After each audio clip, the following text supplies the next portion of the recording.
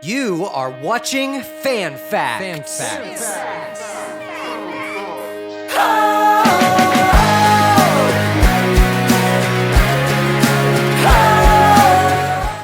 Hey guys, I'm Damien and this is Fan Facts. As I'm sure you can imagine, I had a completely different episode planned. But then this morning, news broke that Matt Canada has been fired. So ding dong, the witch is dead, the hills are alive with the sound of music. How do you do? My name is Gavraj. That being said, I looked all over Steeler Nation, and the only thing anyone wants to talk about is Matt Canada, and I can't blame them. So without further ado, this is Fan Facts, Matt Canada edition. Fan fact number one, the Rooney's fired Canada. Not true, disagree. I actually have a very good inside source that informed me just a few weeks ago that the only reason that Matt Canada was still part of the Steelers organization was because of Mike Tomlin. So that being said, the Rooneys wanted him gone, everyone wanted him gone, but, the Rooneys do respect the coaches, and they respect the coach's decision. And, I think that finally Mike Tomlin saw what the rest of us have been seeing, and he pulled the trigger. And he shot Matt Canada right in the face before Thanksgiving. So, I'm going to disagree with this fact that the Rooneys fired Matt Canada. I'm pretty darn sure, 100% sure, it wasn't Mike Tomlin's decision. And why did Mike Tomlin do it? Well, that brings us to fan fact number two. Tomlin lost control of the locker room. Absolutely true. The one thing about Mike Tomlin football and Mike Tomlin Steelers is that he's had control of that locker room. You look back through AB, through Juju, through, a myriad of talented yet problematic players. Mike Tomlin kept them all in control, kept them all Steelers. But you could see after this loss to Cleveland that the Steelers were starting to, rebel. You had Najee Harris speaking out, saying that he was done with this shit. You had Deontay Johnson tweeting, saying, hey, look, I'm running the right routes. All right, this place is a mess.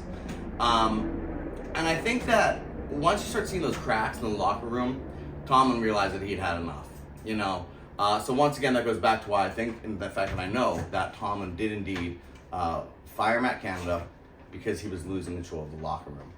Not losing games per se, because he wasn't. But he was losing control of the locker room. And once that happens, game losses aren't far behind. With that being said, the final thing that everyone seems to want to talk about is, will Kenny Pickett be next? So fan fact number three, Kenny Pickett is next. Yeah, I 100% agree with this. That's my dog. He's chewing on something. This is my home studio. Yeah, 100% Kenny's next. I thought they were going to give Kenny a full season with an offensive coordinator. It doesn't look like they're going to go that way. Now, if they've moved on from coordinator, they're going to see what they have in Kenny, and if he's not it, they're going to move on from him. Which makes a lot of sense when you think about how one builds a football team.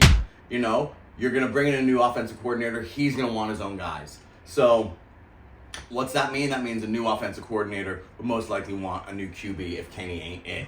And so I think the rest of the season, win, lose, or draw, what the Steelers are really looking at is Kenny going to be the guy? So, it's an exciting day. It's an important day. It's a day that we haven't seen since 1941. I don't know what much else to say about it. Goto is finally chewing on a bone that he never chews on. I think he's just chewing on this bone because he knows that, you guys are listening. And that means a lot to him. So like and subscribe.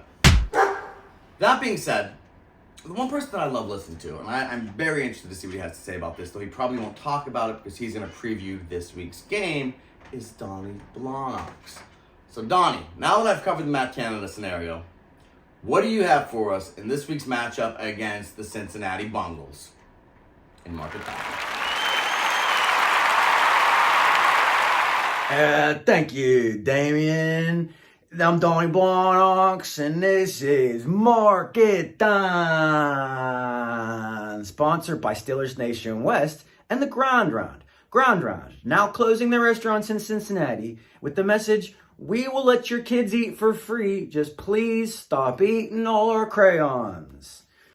The word on everybody's mouth this week is browning. And so I Googled browning, and despite a lot of scatological results, It turns out that Browning is not, in fact, the act of drafting a first-round quarterback every year or two, let's say 36 of them over the past 23 years, and just throwing them in before they're ready to play, destroying their confidence, and then throwing them out before they even reach their full potential, while the franchise that's your rival over there, they got a franchise QB who went 26-2-1 over the course of his career against your team. And the new guy coming in, yeah, you got to win. He's still 2-1 over you, despite one of the most inept and impotent performances I've ever seen from an offense in Pittsburgh. And I've seen Cordell Stewart. So the Browns are pretty bad, but the division's still within reach. Wild cards still were in the spot. So expect Denver to help our cause next week because the Browns' offense is crap. Denver -2.5. Mark it down. And what can I say about Kenny Pickett? Whew. Guy doesn't throw interceptions. Just also doesn't throw first downs or touchdowns. You know, Kenny Pickett's like the nice guy that you date a week after you just got cheated on by somebody that broke your heart. And yeah, he's safe. Sure, his hands are small and he doesn't surprise you. But, you know, he says the right things, and you really trust if you stick with him, maybe down the road you'll learn to love him. And you just, you know, build a world around that guy. And yeah, you still think about the last guy a lot because he had more experience and kind of did it better. But you got what you got, so you better stick with it. That's the choice you made. So Kenny Pickett's show will continue this week with under 220 passing yards. Mark it down. And although it's Thanksgiving, it feels a lot more like Groundhog Day when you're watching the Steelers games. Starting to feel like I need to add something with a bit more excitement to my Sundays, like bird watching or church. Something, because these games are just not a lot of action here. So expect the defense to play strong. If we're watching for TJ to play, that's exciting. Minka's back. And you know that Browning, an inexperienced QB, will be under a lot of pressure. He'll have to dump it off to Joe Mixon. So you can count on Joe Mixon, over 3.5 receptions. Mark it down.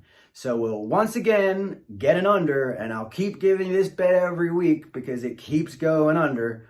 The Bengals will pull the win out somehow through field goals and win it 16-12.